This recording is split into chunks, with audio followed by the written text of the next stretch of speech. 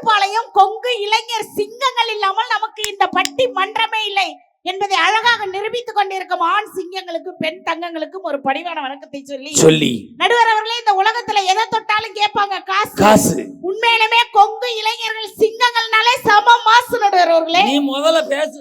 நடுவர்களே, நீங்க என்ன சாதாரண நடுவராங்க? அப்புறம் என்ன ஸ்பெஷல் மசாலா தோசை நடுவர்? இல்ல கொஞ்சம் பெப்பர் கூட சேர்த்துக்கங்க சார். அது ஆஃப் ஆயில்ல போடுவாங்க. முட்டை தோசையிலேயே போடலாம். நீங்க பேசுங்க மேடம். உங்களை பத்தி 4 வரி கவிதை எழுதிட்டு வந்திருக்கேன் சார். எங்க சொல்லு. அந்த கவிதையை சொல்லும்போது இங்க இருக்க ஆண்கள் பெண்கள்ட்ட இருந்து எப்படி கைதட்டு பறக்கும் பாருங்க. எங்க சொல்லு பாப்போம். உண்மையிலேயே நடுவர் சாதாரண நடுவர் இல்லங்க. அப்படி ஸ்பீடாக பேசுவதில் நீங்கள் ஒரு ஹீரோ ஹோண்டா, ஜில்லுன்னு பேசுவதில் நீங்கள் ஒரு ஜிகர் தண்டா, தாகம் தணிப்பதில் நீங்கள் ஒரு ஃபேண்டா. உங்களை போல் நடுவர் இந்த தமிழ்நாட்டுல உண்டா? அந்த எதிரணிக்கு தீர்ப்பு சொல்ல நீங்கள் என்ன மண்டா? நீ ஏன் ஊரா சாப்பிட்ட ஆயிட்ட குண்டா? நீ ஒரு கறி புடிச்ச அண்டா. நானும் கவிதை வச்சிருக்கேன் சார். என்னை கருப்புன்னு மட்டும் சொல்லாதீங்க சார். காக்கைக்கும் தன் குஞ்சு பொன் குஞ்சு நடுவர். அப்படி ஓரமா வச்சு கொஞ்சம் என்ன பேச்சு? எதிரணியில இருந்து வந்து 2 பேரும் திருமணத்துக்கு முன்னாடிதான் சந்தோஷம், திருமணத்துக்கு முன்னாடிதான் சந்தோஷம்னு புலம்புனாங்கல்ல சார். அவங்க 2 பேருக்கும் ஒண்ணு சொல்றேன் சார். இந்த மின்சாரம் இல்லைன்னா வீடு மட்டும்தான் இருட்டா இருக்கும். ஒவ்வொரு குடும்பத்திலையும் தாரம்னு ஒருத்தி இல்லைன்னா உங்க வாழ்க்கையே இருட்டா போயிரும். அதனாலதான் நாங்க யூபிஎஸ் பேட்டரி வைக்கிறோம் சார். ஒரு பெண் பந்தக்கால் போட்டு வந்தாதான் சார் நீங்க எல்லாம் சொந்த கல்லே நிக்க முடியும். அதனாலதான் மண்டபத்துல கல்யாணத்தை முடிக்கிறோம். கல்யாணம் முடியாத வரைக்கும் நீங்க எல்லாம் சாதாரண மனுஷன். எங்களை திருமணம் முடிச்சதுக்கு அப்புறம் தான் குடும்பத்துக்கு கூட புருஷன் நீங்க. நான் புருஷன், நீ புருஷனா? யாரு புருஷன்? நான் 10 புருஷன். அது கொழுந்தியாடா லூசு போல. பொண்டாட்டி பேரை மாத்தி சொல்றா. ராஜேஸ்வரி மாத்தி சொல்றா. உண்மையிலே சார், தாரம்னா அன்பு, தாரம்னா பண்பு, தாரம்னா ஒரு தெம்பு. அவளை நம்புங்க, வாழ்க்கையில நீங்க எல்லாம் உருப்பிடுவீங்க. அப்படிப்பட்ட தாரம் குடும்பத்துக்குள்ள வரும்போது மகிழ்ச்சி மனநிறைவு எப்படி தெரியுமா சார் இருக்கும்? எப்படி இருக்கும்? தங்க பதக்கத்தின் மேலையா இருக்கும் சார். ஆஹா ஆஹா.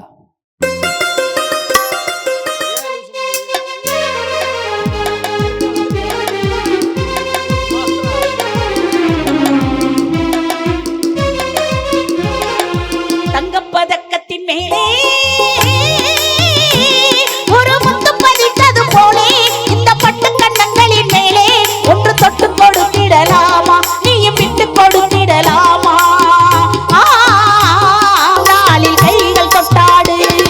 தங்க பதக்கத்தின் மேலே ஒரு முத்து பதித்தது போலே அந்த பட்டு கண்ணங்களின் மேலே தொட்டு கொடுத்திடலாமா, நீ விட்டு கொடுத்திடலாமா?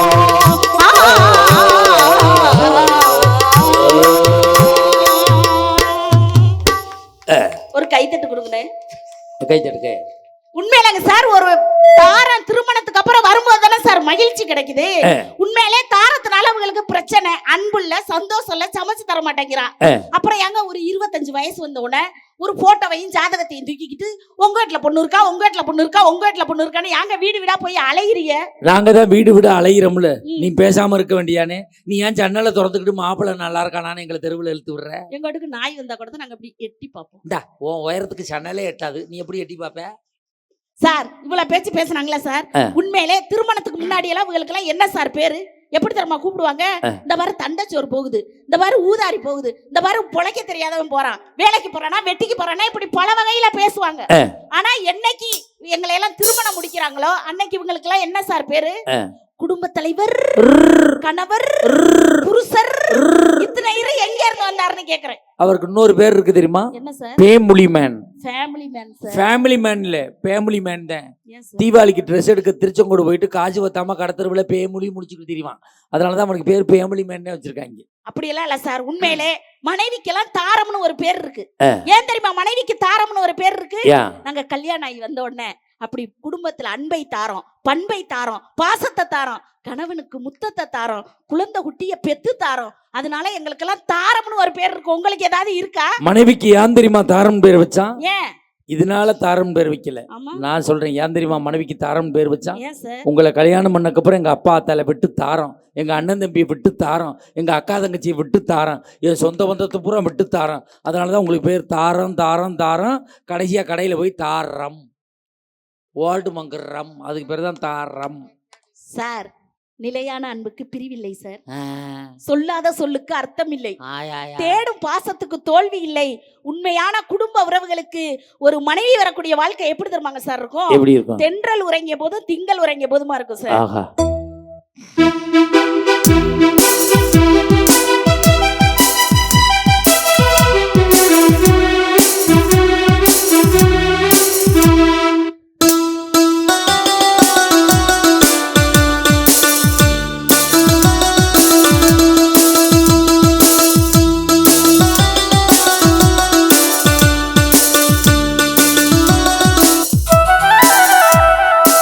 திங்கள் உறங்கிய போதும் திங்கள் உறங்கிய போதும் கண்கள் உறங்கிடுமா காதல் கண்கள் உறங்கிடுமா காதல் கண்கள் உறங்கிடுமா ஆசை நிறைவேறுமா கடல் அலையை போல மறைந்து போக நேருமா என் நன்மை சந்தேகம் கொள்ளலாகுமா கொடி அசைந்தாட பந்தலின்றி போதுமா. ஆஹா உண்மையிலங்க சார் என்னைக்குமே திருமணத்துக்கு அப்புறம் தான் சார் குடும்பத்துல ஒரு மகிழ்ச்சி மனநிறைவுங்கிறது கிடைக்கும். இங்க பாருங்க எங்க பெண்கள்லாம் எவ்வளவு அழகா மகாலட்சுமி மாதிரி இருக்காங்க. இவ்வளவு தூரத்துல உனக்கு கண்ணு நல்லாவா தெரியுது? எனக்கு மாலைக்கு நோயா உனக்கு பகல்லே பசுமாடு தெரியாத? உண்மையிலங்க சார் அப்படி மகாலட்சுமி மாதிரி மட்டும் கிடையாது. அப்படி மனைவிமார்கள் நாங்களாம் அப்படி அழகா மேட்சுக்கு மேட்சா ட்ரெஸ் போட்டுக்கிறோம். ஏன் மேட்சுக்கு மேட்சா ட்ரெஸ் போடுறீங்க? ஏன் தெரியுமாங்க சார் நாங்களாம் மேட்சுக்கு மேட்சா ட்ரெஸ் போட்டுக்கிறோம். கட்டுன புருஷன் தான் எங்களுக்கு மேட்சா இல்ல போட்டுக்கிற ட்ரெஸ் அது கொஞ்சம் மேட்சா இருக்கட்டும். நாங்க ஆம்பளை ஏன் தெரியுமா மேட்சுக்கு மேட்சா ட்ரெஸ் போடுறது இல்ல, கட்டுனதும் மேட்சா இல்ல கட்டிக்கிறது மேட்சா இல்லைன்னு போயிட்டே இருப்போம். ஆனா உண்மையில சார் இவ்வளவு பேச்சு பேசின அப்படி இல்ல.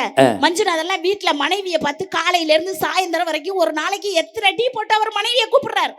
காலைல தூங்கி எந்திரிச்சதுல இருந்துங்க மனைவியை பார்த்து ஏய் பேஸ்ட் கொண்டாடி பிரஸ் கொண்டாடி துண்டு கொண்டாடி இட்லி கொண்டாடி சட்னியோட எத்தனை டீ போடுறாரு.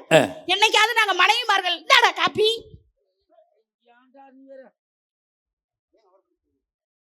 அங்கிட்டு சாய வேண்டியான்றா. எனக்கு இந்த பக்கம் தான் வாட்டமா இருக்குங்க. நான் லேடிஸ் மேல சாஞ்சு நாளைக்கு சங்கத்துல பைசல் 12,800 ஆறா கட்டுறது. 12,500 25,000 ரூபாய் கூட்டிட்டாங்களா பைசல? நாங்க தான் கூட்ட சொல்லி இருக்கிறோம். ஏன் என் தங்கச்சி தாங்க அது. இப்படித்தான் இந்த அம்மா இந்த பாயிண்ட சொல்லுமா, நான் பதற மாதிரி நடுவர் மேல விழுவேன், நடுவர் அந்த அம்மா மேல விழுவாங்க. சங்கத்துக்கு போனா பிரச்சனையாம்னு சொல்லி 25,000 ஊர் கமிட்டியில பேசி வாங்கி தருவாங்க. ஆளுக்கு பாதியா பிரிச்சுக்குருவாங்க. இந்த பாயிண்ட் சொல்றதுக்காக ராணி அட்டாக்கு 250 ரூபாய். ஏண்டா டாய் நீ அண்ணே இது தங்கச்சி தள்ளி விட்டு காசை வாங்கி பிரிச்சுக்கிறீங்க பாருங்க. வீடு கட்டிட்டு இருக்கிறோம், இன்னும் 4 தடவை விடுங்க. இது வரைக்கும் பூசிட்டோம், இன்னும் பெயிண்ட் அடிக்காது இருக்குது. எதை 4 தடவை விழுந்தீங்கன்னா பெயிண்ட் அடிச்சுக்குவோம். நீங்க பெயிண்ட் அடிக்கிறதுக்கு வீடு கட்டுறதுக்கு என் வீட்டை விற்கணுமாடா சார்? நீங்க பயப்படாதீங்க சார், நான் இருக்கும்போது பயப்படாதீங்க. 25,500 ரூபாய் எனக்கு கொடுங்க இந்த பாயிண்ட நாளையில இருந்து நான் சொல்ல மாட்டேன். இதுக்கு நான் கொடுத்துட்டு இங்கே விழுந்துட்டு போயிடுவேன் சார். நம்பிக்கை இல்லாத இடத்தில் என்னைக்குமே அன்பு இருக்காது சார். அன்பு இல்லாத இடத்தில் சந்தோஷம் இருக்காதுங்க. சந்தோஷம் இல்லாத இடத்தில் வாழ்க்கையே இருக்காது. அப்படி நம்பிக்கையும் சந்தோஷத்தையும் ஒரு குடும்பத்துல தார எப்படி தெரியுமா கொடுப்பா? எப்படி கொடுப்பா? பூ மாலையில் ஒரு மல்லிகை. ஆஹா ஆஹா.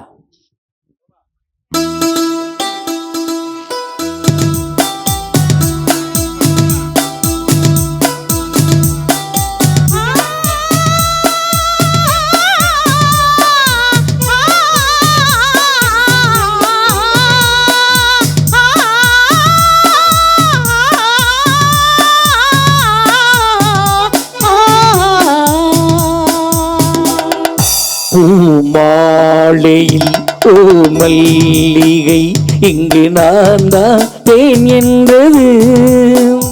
உந்தன் வீடு தேடி வந்தது இன்னும் வேண்டுமா என்றது.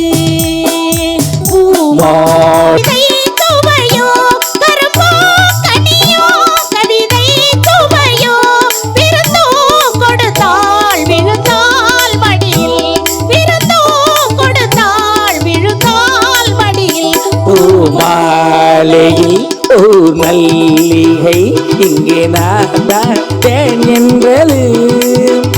உந்தன் வீடு தேடி வந்தது இன்னும் வேண்டுமா என்றது இன்னும் வேண்டுமா என்றது இன்னும் வேண்டுமா என்றது. ஆக நல்ல ஒரு கைதட்டல் கொடுங்க பாப்போம். அருமையான குரல் வளம். நன்றிங்க சார். நீங்க 4 படத்துல தானே பாடியிருக்கீங்க. ஆமா சார். கரெக்ட் பாலத்துக்கு வந்துட்டீல்ல. சரிங்க சார். 40 படத்துக்கு மேல பாடணும், 100 வயசுக்கு மேல இந்த குரல் வளத்தோட வாழணும்னு மக்கள் சார்பா உங்களை வாழ்த்துறோம். நன்றிங்க சார். நீ எத்தனை வயசு ஆனாலும் உன் புருஷன் போய் கேளு. நான் எத்தனை வரைக்கும் இருக்கணும்? நான் இருக்கும் வரை நீ இருப்பாய். நீங்க ஒன்றும் அவசரம் இல்லை. நீங்க இந்த அம்மா அவன் 3 பேரும் லேட்டா வாங்க, நாங்க அங்கே நிகழ்ச்சி பிடிச்சி வைக்கிறோம். சார் உண்மையிலுமே எனக்கு திருமணமான புதுசுலங்க சார். ஒரு 35 வருஷம் இருக்குமா? இங்கே கேட்டாங்களாக்கும். எழுதி கொடுத்தா தான் இங்கே கொங்கு இளைஞர் சிங்கங்கள் காசு கொடுப்பாங்க. உண்மையிலேங்க சார் எனக்கு அத்தனை வயசுலாம் இல்லை சார். எனக்கு திருமணமான புதுசுல சார். எனக்கு திருமணமான புதுசுலங்க சார். உண்மையை சொல்லு. இந்தா நீ 6 வருஷமா ஓஏபி வாங்குறா இல்ல? சத்தியமா இல்ல சார். தெரியும் ஓஏபி. இந்தா நீ டிஏபி பேசாம இருக்க. சார் எனக்கு திருமணமான புதுசுல சார் எங்க அத்தா என்னை வாடினே கூப்பிட மாட்டார் சார். எல்லா கல்யாணம் ஆன புதுசுல உளருவான். என் செல்லம் என் சிச்சும்பா. டீ வாங்கி கொடுக்க மாட்டான். ஜூஸ் குடி உடம்புக்கு குளிச்சும்பா. ஒரு புள்ள பிறக்கட்டும் ஒரு போண்டா கூட வாங்கி தர மாட்டாங்க. என் குடும்பத்தை தின்னே தீக்கிறடிம்பா. வீட்டுக்கே வர மாட்டான். வாழ மாட்டான். உண்மையிலங்க சார் எங்க அத்தா என்னைய திருமணமான புதுசுல வாடின்னு கூப்பிட மாட்டாருங்க சார். ஏன் தெரியுமாங்க சார்? ஏன் தெரியுமாக்கா? என் முகம் வாடி போயிருமா. அது வாடி போயிருக்கு என்ன இருக்கான்? உண்மையிலே நான் ரொம்ப பண்பாடுள்ள பிள்ளை சார். சொல்லிக்க. எங்க அப்பா வீட்டுல இருக்கும்போது அப்படி கண்ணுக்கெல்லாம் மை போட்டு அழகா இருப்பேன் சார். வார்த்தை திருத்தம் தேவை. அழகா இல்ல அகலமா இருப்பேன்னு சொல்லு. உண்மையில சார் எங்க அப்பா வீட்டுல இருக்கும்போது கண்ணுக்கெல்லாம் மை போட்டு நல்லா இருப்பேன். என்னைக்கு எங்க அத்தானை திருமணம் முடிச்சேனாக்கா அன்னையில இருந்து கண்ணுக்கெல்லாம் மை போட மாட்டேன். ஏன் தெரியுமாங்க சார்? ஏமா அத்தான் கண்ணுக்குள்ள இருக்காரு, அவர் மூஞ்சில கரிய பூச முடியுமா அப்படின்னு ஒரு நல்ல எண்ணம். புருஷன் பொண்டாட்டினா அப்படி இருக்கணும்டா. உண்மையிலங்க சார் அது மட்டும் கிடையாது. எங்க அப்பா வீட்டுல இருக்கும்போது இப்ப பாருங்க எல்லாருக்கும் டீ கொடுத்தாங்களா, நான் குடிச்சிருக்க மாட்டேன். ஏன்னா எங்க அப்பா வீட்டுல இருக்கும்போது எந்த ஒரு காஃபி டீனாலும் சுட சுட ஆவி பறக்க பறக்க குடிப்பேன். என்னைக்கு எங்க அத்தானை திருமணம் முடிச்சேனாக்கா அன்னையில இருந்து எந்த ஒரு காஃபி டீனாலும் ஆத்தி ஆத்தி ஆத்தி ஆத்தி ஃப்ரிட்ஜுக்குள்ள வச்சு அப்புறம் தாக்கா குடிப்பேன். அடியாத்தி அத்தா நெஞ்சுக்குள்ள இருக்காருல்ல சார், சுற்றும்ல. ஏமா கொஞ்ச நேரத்துக்கு முன்னாடி கண்ணுக்குள்ள இருந்தாரு, எப்படி நெஞ்சுக்குள்ள வந்தாரு? பைபாஸ் ரூட்ல ஊடுருவி வந்திருப்பாரு போல இருக்கு. டோல்கேட்டு போடல, அதான் உடனே வந்திருக்காரு. அதான் சார் பாசம். இப்ப நம்ம வீட்டுல பால்ல தண்ணியை ஊத்தி பால் காய வைப்போம். அந்த பாலுங்கிறது புருஷன் மாதிரி. பால் வந்து புருஷன், தண்ணி வந்து பொண்டாட்டி. தண்ணி வந்து பொண்டாட்டி. பாலையும் தண்ணியும் பிரிக்க முடியுமா? பிரிக்க முடியாது. அது மாதிரிதான் கணவன் மனைவிங்கிற ஒரு உறவை பிரிக்க முடியாது. அப்படி அந்த பால் அப்படி பொங்கி வரும்போது தண்ணி எடுத்து தெளிச்சாதான் அந்த பால் அடங்கும். அது மாதிரி மனைவி கோவப்பட்டா கணவன்மார்கள்லாம் அடங்கி போகணும். இப்போ பால் வந்து புருஷன், எஸ், தண்ணி வந்து பொண்டாட்டி. ஆமா சார். இந்த பாலில் தண்ணியை ஊத்துனாத்தான் பொங்கும். பொங்குறது அடங்கு. பால் வந்து புருஷன், ஆமா சார், தண்ணி வந்து பொண்டாட்டி. எஸ், ரெண்டும் சேர்ந்து பொங்கும் போது ஆவி போகுது பாரு. ஆமா, அதான் உன் மாமா மாமியா உன்னைய கட்டி வச்ச புண்ணியத்துக்கு அவங்க ஆவி போய் இருக்கு மேல ஓடுதுவாரு மூடி. அதான் உன் நாத்துனா, அதுதான் மூடி பாதுகாக்கிறது. கீழே இருக்குவாரு அடுப்பு, அதான் உன் பக்கத்து வீட்டுக்காரங்க வச்சு கொளுத்தி விட்டு போயிடுவாங்க. ஆனா சார் ஒரு கணவன் மனைவி உறவுங்கிறது ஒரு பாலும் தண்ணியும் மாதிரி எப்படி பிரிக்க முடியுதோ அதே மாதிரி ஒரு குடும்ப உறவுங்கிறது எப்படி தெரியுமா இருக்கும்? எப்படி இருக்கும்? பால் வண்ணம் பருவங்கண்டு மாதிரி.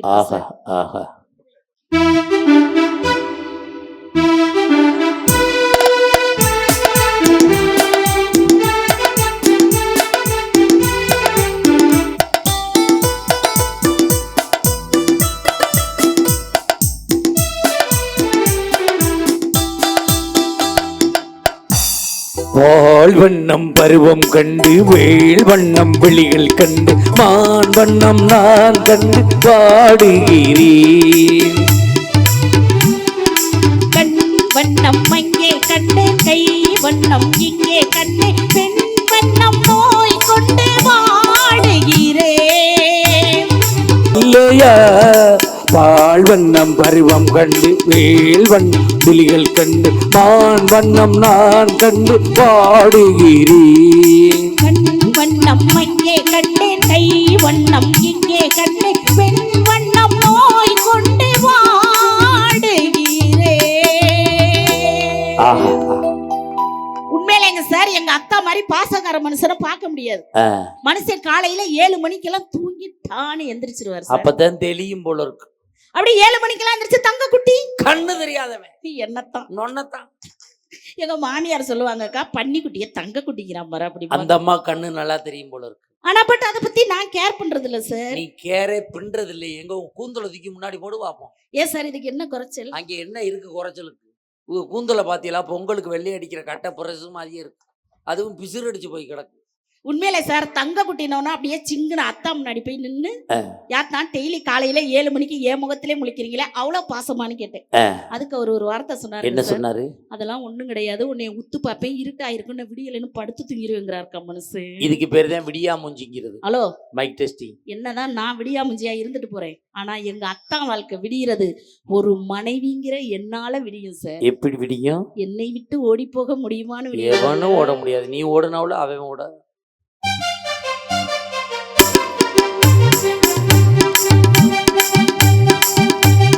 என்னை விட்டு ஓடி போக முடியுமா இனி முடியுமா? என் உள்ளம் காணும் கனவு என்ன தெரியுமா தெரியுமா? உன்னை விட்டு ஓடி போக முடியுமா இனி முடியுமா? நாம் இருவரல்ல ஒரு.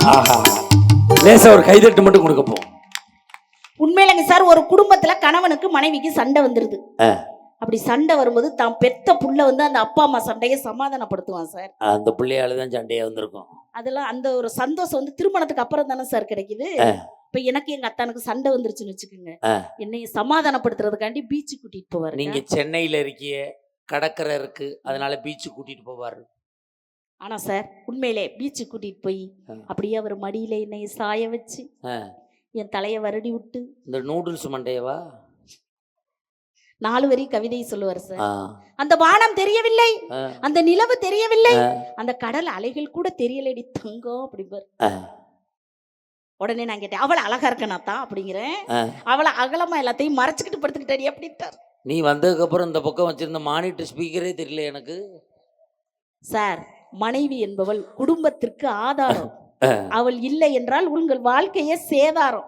அப்படிப்பட்ட மனைவி வரும் பொழுது அந்த குடும்ப உறவு எப்படி தெரியுமா இருக்கும்? எப்படி இருக்கும்? வளர்ந்த கிளை மறந்து விட்டால் கேளடா கண்ணான். ஆஹா இருதே ராணி.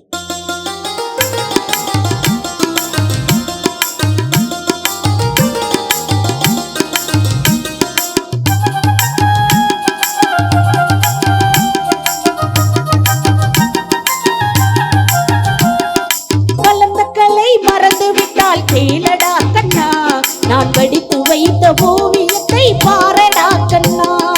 வளர்ந்த கிளை மறந்து விட்டால் கேளடா கண்ணா, அவள் வடித்து வைத்த ஓவியத்தை பாரடா கண்ணா. குடும்ப கலை போதுமின்றி கூறடா கண்ணா, குடும்ப கலை போதுமின்றி கூறடா கண்ணா. இந்த கூட வேறு கலைகள் வேறு எனக்கு வேறு யாரடா கண்ணா, நான் அடைக்கலமாய் வந்தவள் நான் கூறடா கண்ணா. வளர்ந்த கிளை மறந்து விட்டால் கேளடா கண்ணா, நான் வடித்து வைத்த ஓவியத்தை பாரடா கண்ணா. நீ உட்காரடா கண்ணா. உண்மையிலே சார் ஒரு குடும்ப உறவுங்கிறது மகிழ்ச்சி மனநிறைவு என்பது என்றைக்குமே திருமணத்துக்கு பின்புதான் என்று சொல்லி பொண்டாட்டி வாழ்க்கையின் வழிகாட்டி, குடும்பத்தின் கைகாட்டி, உன் பிள்ளைக்கு பால் ஊட்டி பின் சோறூட்டி நீ சொல்வதற்கெல்லாம் தலையாட்டி, அதனால் அவள் பொண்டாட்டி. அந்த மனைவி வரக்கூடிய வாழ்க்கை தான் திருமணத்துக்கு பிறகுதான் மகிழ்ச்சி மனநிறைவு என்று சொல்லி இதுவரை கேட்டு சுவைத்த உங்களின் திருப்பாதங்களை படித்து நன்றி கூறி விடைபெறுகிறேன். நன்றி, வணக்கம். அருமையான பேச்சு பாட்டு. உண்மையிலேயே கரட்டுப்பாளையம் கொங்கு இளைஞர் சிங்கங்கள் நடத்திய இந்த பட்டிமன்றம் நல்லா இருந்துச்சுன்னா ஒரு தடவை கைத்தட்டல் கொடுங்கப்பா. இதுதான் எங்களுக்கு கிடைக்கக்கூடிய வெற்றி. கேட்ட கேள்வி என்ன? மனிதனுக்கு மனநிறைவான மகிழ்ச்சி திருமணத்துக்கு முன்பா திருமணத்துக்கு பின்பா? இவங்க என்ன சொல்கிறாங்க? திருமணத்துக்கு பின்பு சந்தோஷமே இல்லை, பொண்டாட்டியால் நிம்மதி இல்லை அப்படிங்கிறாங்க. உண்மையிலே மற்ற ஊருக்கும் நம்ம ஊருக்கும் ஒரே வித்தியாசம் தான் சார். மற்ற ஊர்னா பிடிக்கலைன்னா எந்திரிச்சு போயிடுவாங்க. இங்கே அப்படி இல்லை. சிலர் சேர்லேயே தூங்குறாங்க, அப்பப்போ முடிச்சு பார்க்குறாங்க, இன்னும் இங்கே போகலேன்ட்டு ஒப்புன்னு உட்காந்துக்கிறாங்க. இது ஒரு நல்ல ஊர், நல்ல மக்கள். அதனால தான் ஆண்கள் பெண்கள் கலந்து உட்கார வச்சுருக்காங்க. அண்ணே முடிச்சிடறேன், அண்ணே அண்ணே அண்ணே அண்ணே முடிச்சிடறேன், அண்ணே அண்ணே அண்ணே அண்ணே அண்ணே அண்ணே அண்ணே அண்ணே அண்ணே அதே பிரச்சனை தானே எனக்கு. அண்ணே அண்ணே உட்காருண்ணே. அண்ணே அண்ணே அண்ணே அண்ணே அண்ணே நடுவரை கடைசியில் பிச்சை எடுக்க விட்டுறாதண்ணே ப்ளீஸ்ண்ணே. அண்ணே நல்லா ரசிச்சுக்கிட்டு அண்ணே ஒருத்தர் சொன்னால் ஒருத்தர் கேட்கணும். அண்ணே நான் நல்லவண்ணே அப்படி ஆள் கிடையாதுண்ணே. வானே உட்காருண்ணே. இப்போ முடிக்கிறேன் பாருண்ணே. அண்ணே அண்ணே அக்கா அக்கா அம்மா என் நிலைமையை பார்த்தியாடா கடைசியில். முடிச்சிடறேன். அண்ணே நான் இப்போ என்ன பிச்சை எடுக்க ஆரம்பிச்சேன்னா அவ்வளோதான். 5 நிமிஷத்தில் திருப்பி சொல்லிடுறேன். அம்மா புள்ள இருக்கட்டுமா, ஒன்றும் செய்ய மாட்டான், இருந்துட்டு போது விடு. இப்போ நான் என்ன சொல்ல வந்தேன் சார், இவங்க சொல்கிறது பூராமே நியாயமாக தெரியுது. எல்லா புருஷனும் பொண்டாட்டி அவங்க அம்மா வீட்டுக்கு போகுதுன்னா சந்தோஷப்படுவான். போன வாரம் என் பொண்டாட்டி அவங்க அம்மா வீட்டுக்கு போகிறோம்னா போயிட்டு எனக்கு ஒரே ஜாலி. திருப்பி வர்றேன்னு ஃபோன் பண்ணான். ஆத்தாடி வர்றாளா, வீட்டை கூட்டி பெருக்கி பாட்டிலையெல்லாம் பக்கத்து வீட்டில் தூக்கி போட்டு அவங்க எப்படி வந்துச்சுன்னு தெரியாமல் அடிச்சுட்டு கிடக்குறாங்க. சாம்பிராணி புகையெல்லாம் கிளப்பி விட்டேன். வந்தவ வீட்டை பூரா சுற்றி பார்த்தா ஒரு எவிடன்ஸும் கிடைக்கல. நேராக கிச்சனுக்குள்ளே போனோம். வந்து என் சட்டையை பிடிச்சிக்கிட்டான். சிகரெட்டு குடிச்சியா? இல்லை. போய் சொல்லாது. சிகரெட்டு குடித்ததானே? குடித்தேன். எத்தனை? 3. 3 5 எப்படி கண்டுபிடிச்சான்னு கேட்குறேன். தீப்பெட்டியில் 60 குச்சி இருந்துச்சு, இப்போ 55 குச்சி தான் இருக்குன்னு போட்டு உதைக்கிறாயா. இவளால் வாழலாமா? என்ன பொறுப்பு இருக்கு உனக்கு? என்ன பொறுப்பு இருக்குன்னு கேட்குறேன். யோசிச்சு பாருங்க பார்ப்போம். ஒன்றும் இல்லை சார், நேற்று என் பொண்டாட்டிக்கு ஃபோன் பண்ணுறேன், ஃபுல் ரிங்காய் கட் ஆயிடுச்சு. வீட்டில் போய் ஃபோன் பண்ணேன், ஏண்டி எடுக்கலைன்னு கேட்டால் என்ன சார் சொல்லணும்? டிவி சவுண்டில் கேட்கல, சைலண்டில் கிடந்துச்சு, துணி துவச்சிக்கிட்டு இருந்தேன், சமையல் பண்ணிக்கிட்டு இருந்தேன், குளிச்சுக்கிட்டு இருந்தேன், ஏதாவது சொல்லலாம்ல? ஏண்டி ஃபுல் ரிங்காய் கட் ஆயிடுச்சு ஃபோனை எடுக்கலைன்னு கேட்குறேன். ஒரே ரிங்கில் எடுக்கிறவளா பார்த்து நீ அடிக்க வேண்டியதானே.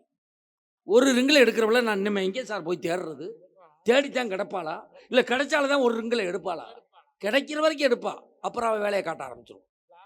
எங்கே நிம்மதி இருக்கு சொல்லுங்க சார் பாப்பா. எந்த புருஷனாவது நிம்மதியாக தூங்க முடியுதா வீட்டில்? ஒன்றும் இல்லை சார், என் பொண்டாட்டி வெண்டைக்காய் வாங்கிட்டு வர சொன்னான். இவ வெண்டைக்காய் வாங்கையில் ஒரு கண்டிஷன் போடுறான், ஒடிச்சு பார்த்து வாங்கிட்டு வா நுனிய. கடைக்காரன் ஒடிச்சா கையை ஒடிப்பேங்கிறான், இவ ஒடிக்காமல் வந்தால் கையை ஒடிப்பேங்கிறான். நான் எப்படியா வெண்டைக்காய் வாங்குறது? இவ 1/2 கிலோ வாங்கிட்டு வர சொன்னால் கடையில் 1 கிலோ வாங்கிட்டு வந்து எங்கள் ஊரில் மணிக்கூண்டு இருக்குது, அங்கே உட்காந்து ஒடிச்சு போட்டுவிட்டு 1/2 கிலோவை வீட்டுக்கு கொண்டு வரேன். இப்போ பார்க்குறேன் 1 மாதமாக அதில் லைனில் நின்று ஒடிச்சுக்கிட்டு இருக்காங்க. இங்கே தான் வெண்டிக்காய் ஒடிக்கிற இடம் போல் இருக்கணும். அந்த முத்துன வெண்டிக்காய் ஒருத்தன் நறுக்கி போட்டு வத்தலை வியாபாரம் பண்ணிக்கிட்டு இருக்கிறேன். எங்கே சார் நிம்மதி இருக்குது வெள்ளச்சாமி? எங்கே நிம்மதி இருக்கு? நிம்மதியாக வாழ முடியுதா? இப்படி நிம்மதி இல்லாத காரணத்தால் மனிதனுக்கு மன நிறைவான மகிழ்ச்சி என்பது திருமணத்துக்கு முன்பே என்று நான் தீர்ப்பு சொல்ல முடியாது.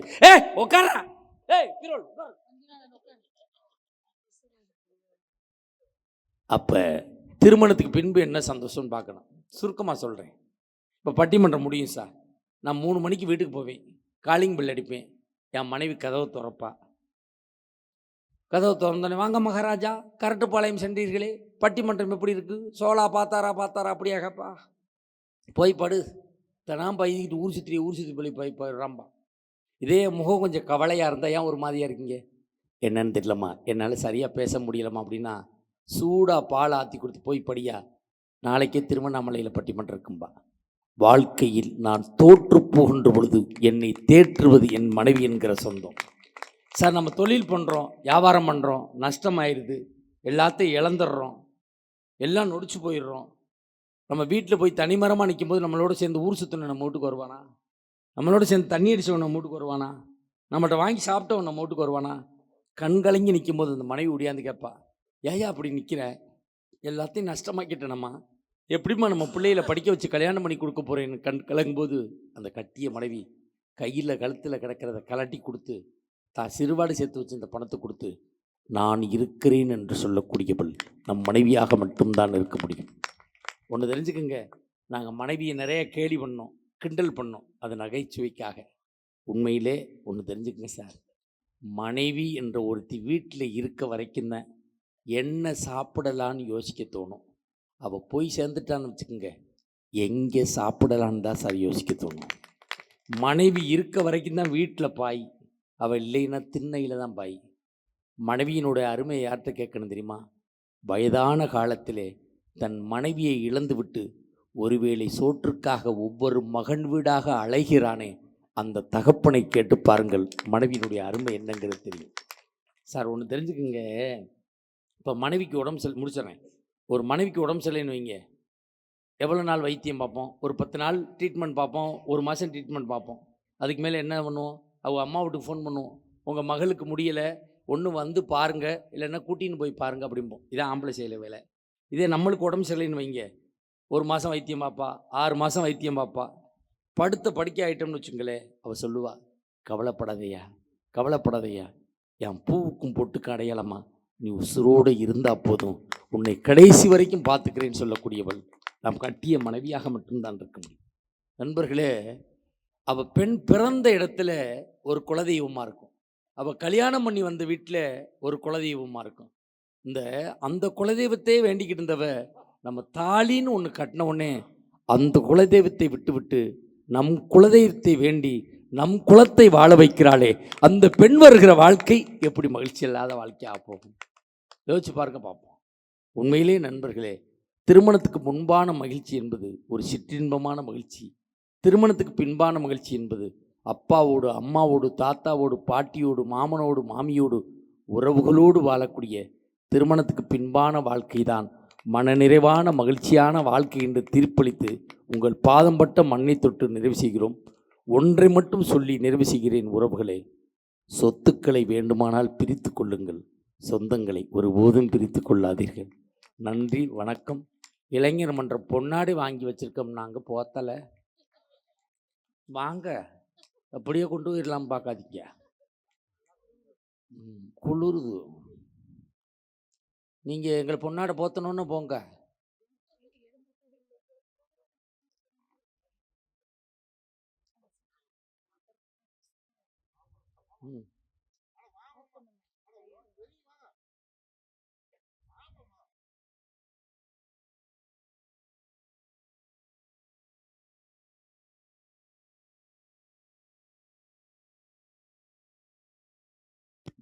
மேடை கலைவாணர் தேவகோட்டை எஸ் மகாராஜன் அவர்களுக்கு விழா கமிட்டியின் சார்பாக பொன்னாடை போற்றப்படுகிறது.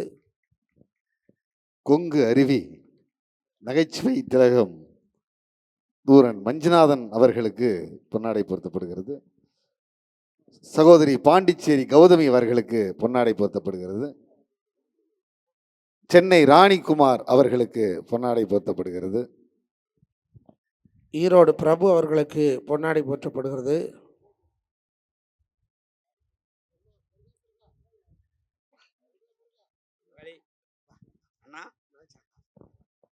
பேடு கிச்சா அவர்களுக்கு பொன்னாடை போற்றப்படுகிறது.